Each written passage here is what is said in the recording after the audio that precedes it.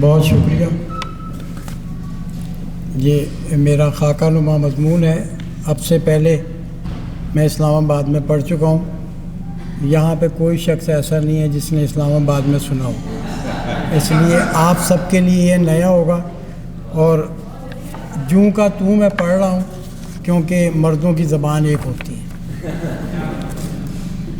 Orthopaedic surgeon doctor نمزدہ ہجر کبیر. یہ اتنے شوق سے چکتے ہیں میرا ہجر کہ میں گزارتا ہوں پرندوں میں انتظار کے دن. کچھ اس لیے بھی زیادہ تھی روشنی میری کہ میں چراغ نہیں دل جلایا کرتا تھا. کہیں میں دیر سے پہنچوں تو یاد آتا ہے کہیں میں وقت سے پہلے بھی جایا کرتا تھا.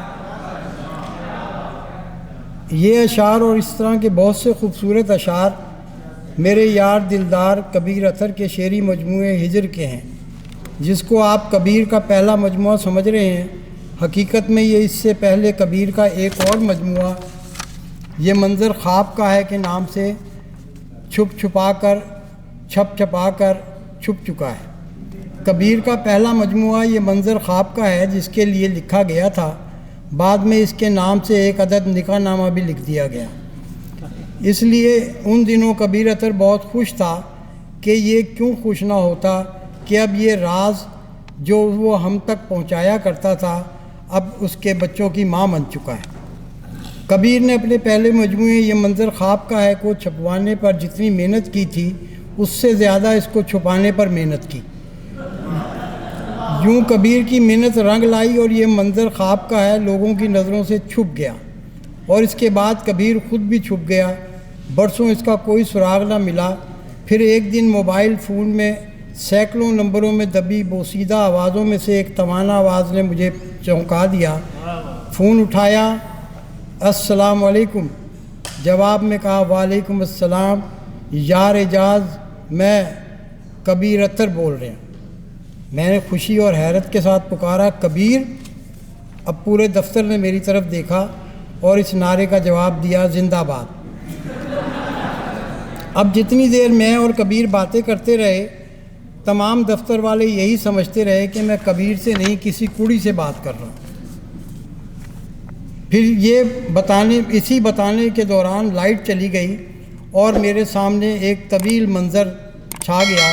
سن 1984 کبیر، میں اور doctor Younis Butt King Edward Medical College کے ہاسٹل میں ایک کمرے میں بیٹھے ہیں.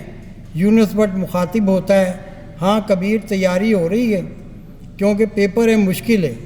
کبیر کہتا ہے ہاں یار فل محنت کر رہے ہیں، راتی 4 غزلاں لکھیاں نے. سارے حیران پریشان. میں نے کہا میڈیکل کی تیاری کر رہا ہے یا غزلیں؟ یار کوئی گل نہیں، اے شعر بھی محنت نال ہی کہے جاندے نے، ادھر بھی محنت ہی کرنی پی رہی ہے. اور یونس بٹ واہ واہ کرتا. پھر مگر کبیر اس کی غزلیں سن کر میری طرف دیکھتا اور انتظار کرتا کہ میں کیا کہتا ہوں. یار اعجاز تو دس کیسی غزل ہے؟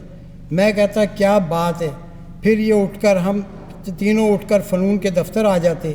کچھ دیر بعد احمد ندیم قاسمی تشریف لاتے اور پھر اپنی ڈاک کھولنے کے بعد خالد احمد سے کہتے ہاں بھائی خالد کیا ہو رہا ہے؟ خالد احمد فرماتے ندیم بھائی کچھ بھی نہیں ہو رہا، بس کبیر اطہر غزلیں لکھ رہا ہے.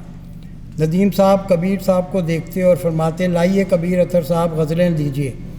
کبیر شرماتے ہوئے ندیم صاحب کو غزلیں دیتا. ندیم صاحب غزلیں پڑھتے، کچھ شعر لوگوں کو سناتے، واہ واہ کرتے اور پھر غزلیں اپنے بریف کیس میں رکھ لیتے اور کہتے بھائی کیسی اچھی شاعری ہو رہی ہے. جو لوگ یہ کہتے ہیں کہ غزل مر رہی ہے، بھائی کبیر اطہر کی شاعری ان لوگوں کو سناؤ تو انہیں پتہ لگے گا کہ غزل مر نہیں رہی، غزل جی رہی ہے. ندیم صاحب کی یہ بات آج بھی کانوں میں کسی بڑے سچ کی طرح گونجتی ہے. دوسرا منظر 85-86 کا ہے کہ میڈیکل کالج کے ہاسٹل میں ڈاکٹر یونس بٹ کا لکھا ہوا ایک اسٹیج ڈرامہ چل رہا تھا اور اس کا مرکزی کردار کبیر اطہر نبھا رہا تھا. کئی دن ڈرامہ چلتا رہا.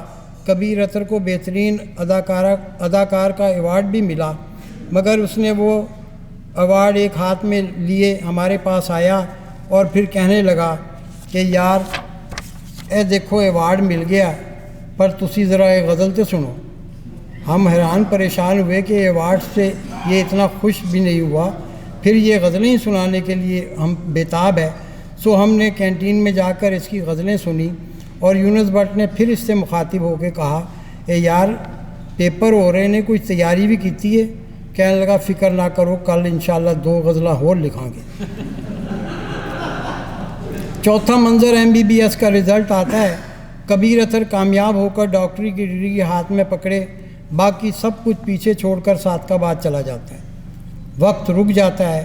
میں کبیر اطہر کو ٹی ہاؤس میں تلاش کرتا ہوں، کالج کی کینٹین میں آوازیں دیتا ہوں، ہاسٹل کے سارے کمروں میں دیکھتا ہوں، فنون کے دفتر میں ڈھونڈتا ہوں، مار روڈ کی ویرانی میں ہاتھ پاؤں مارتا ہوں، مگر کہیں بھی کبیر اطہر نہیں ملتا۔ آخر میں تھک ہار کر واپس فنون کے دفتر میں آ بیٹھتا ہوں اور یہ صادقآباد میں نوکری تلاش کرتا ہوا دوسرے شہروں میں گھومتا پھرتا، کچھ پریکٹس کرتا، پڑھائی کرتا، آرتھوپیڈک سرجن بن جاتا ہے، پھر اپنا ہسپتال بناتا ہے اور کبیر سے نامور آرتھوپیڈک سرجن ڈاکٹر محمد کبیر اطہر بن جاتا ہے۔ میں تالیوں کی گونج سے چونکتا ہوں، آنکھوں سے آنسو پہنچتا ہوں تو یکدم موبائل کی گھنٹی بجتی ہے، لائٹ آن ہوتی ہے، میں فون اٹھا کر السلام علیکم کہتا ہوں تو اس کا جواب آتا ہے وعلیکم السلام، یار میرا بیلنس ہی مک گیا، ہن گل پھر میں کر رہے ہیں کہ میں کچھ دنوں تک لاہور آنے والا ہوں تو کتاب چھاپن کا پکا ارادہ ہے، ایت کی نہ میری غزلوں کا انتخاب نہ کری، خدا دا نام ہے چھپن دے۔ پھر ہم لاہور میں ملتے ہیں اور مل کر باتیں کرتے ہیں، مل کر کھانا کھاتے ہیں، مل کر چائے پیتے ہیں، مگر پھر غزلیں نہیں دکھاتا اور چپ کر کے کہتا ہے اے ساری دی ساریاں ہی چھاپنیاں نے۔ ایک غزل اگر کہیں کوئی وقفہ آتا تو یہ مجھے کہتا کہ ایک نظم بھی پا دے ہو تو اچھا نہیں ہوئے گا، اور میں اس کو کہتا اتنی ساری غزلوں میں نظموں کا کیا کام، لیکن یہ کہتا اچھا چل پھر نظم چھاڑ دے، اے غزل سن۔ اور مجھے ڈر تھا کہ یہ اتنی ساری غزلیں اگر یہ سنانے پہ آ گیا تو پھر اس کو کون روکے گا۔ کبیر اطہر اپنے بالوں سے شاعر، مونچھوں سے کاہل اور خرچے سے ڈاکٹر لگتا ہے، اور کبھی غور سے دیکھو تو چہرے سے شوہر بھی لگتا ہے۔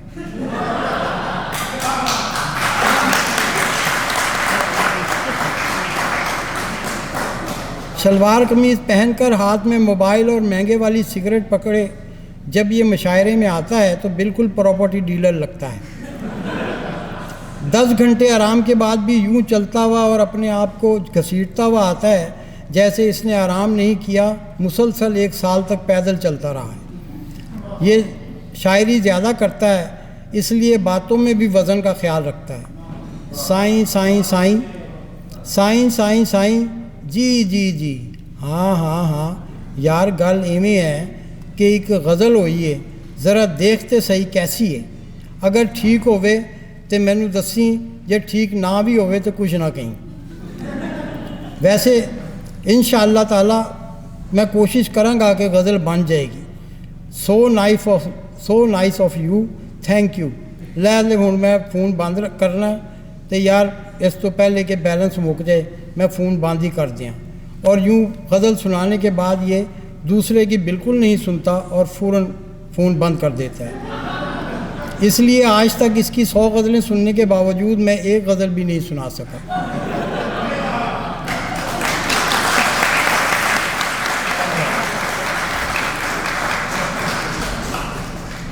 ڈاکٹر کبیر اطہر کے ہاسپٹل میں میز کے دونوں طرف کتابیں ہیں، میز پر کتابیں، جہاں کتابیں نہیں وہاں دھول پڑی ہے۔ میڈیکل کا لٹریچر میز کی درازوں میں بھی بند ہے۔ مریض دروازے پر کھڑا ہو کر مخاطب ہوتا ہے ڈاکٹر صاحب میرا کی ہونا ہے؟ یہ کہتا ہے تسی بیٹھو، اجے میں میر تے غالب تے کام کر رہے ہیں تے تسی پھر ٹھہر کے آنا، تے بلکہ ٹھہر کے بھی نہ آنا کیونکہ میں فیض تے ندیم دے درمیان موازنہ کر رہے ہیں تے وچ اگر اقبال آ گیا تو تمہیں تھوڑی دیر ہور لگے گی۔ مریض ڈاکٹر کبیر کی طرف حیرت سے دیکھتا ہے اور معصومیت سے کہتا ہے ڈاکٹر صاحب میر تے غالب نو میرے وال بھیج دیو تے مینوں تسی ویکھ لو تے اقبال ندیم تے فیض نو میرا پتر ویکھ لے گا، یہ کول پستول ہے گا۔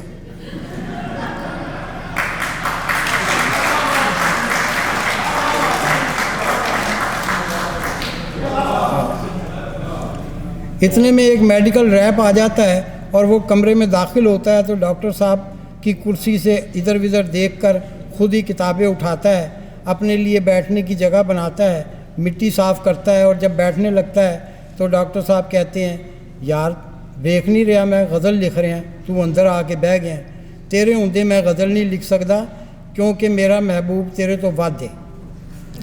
ڈاکٹر کبیر اینک کے اوپر سے میڈیکل ریپ کو دیکھتا ہے، پھر اینک سے دوائی دیکھتا ہے اور مخاطب ہوتا ہے، یار یہ دوائی جس کا آپ اتنا چرچا کر رہے ہیں غزل کا مقطع بن سکتی ہے؟ پھر زور دے کر کہتا ہے اوے یار سیمپل رکھ دے تے دعا کر کے یہ غزل پوری ہو جائے تے تیری دوائی بھی بک جائے، ورنہ سمجھ تیری دوائی ایتھے ہی ٹھپ ہو گئی۔ اور یوں وہ اپنی غزل مکمل کرنے میں لگ جاتا ہے اور میڈیکل ریپ سمجھ جاتا ہے کہ ڈاکٹر صاحب آج کسی غزل کے بڑے آپریشن میں مبتلا ہیں۔ ڈاکٹر کبیر اطہر ایک خوبرو شاعر ہے، اور ایک خوبرو شاعر کو ایک خرد برد شاعر کی گواہی کی ضرورت نہیں ہوتی، مگر آج کل گواہی کو ضروری سمجھا جاتا ہے، سو میں گواہی دے رہا ہوں کہ ڈاکٹر محمد کبیر اطہر غزل کی روایت میں کبیر تھا، کبیر ہے اور کبیر ہی رہے گا۔ شاید اسی لیے احمد ندیم قاسمی کے الفاظ آج بھی میرے کانوں میں گونجتے ہیں کہ کبیر اطہر صاحب بہت اچھی غزل لکھ رہے ہیں تو 2-4 غزلیں ہر شمارے میں چھپنی ہی چاہیے۔ اور یوں ڈاکٹر کبیر اطہر وہ لوگ جو غزل چور ہیں، شعر چور ہیں، شاعر خور ہیں، وہ خود بخود ہی مر جائیں گے کہ آپ غزل لکھتے رہیں، کہ ایک سچا شاعر ہی غزل کی پہچان ہے، اور آپ صرف ڈاکٹر کبیر ہی نہیں شاعری کے بھی کبیر ہیں۔ بہت شکریہ۔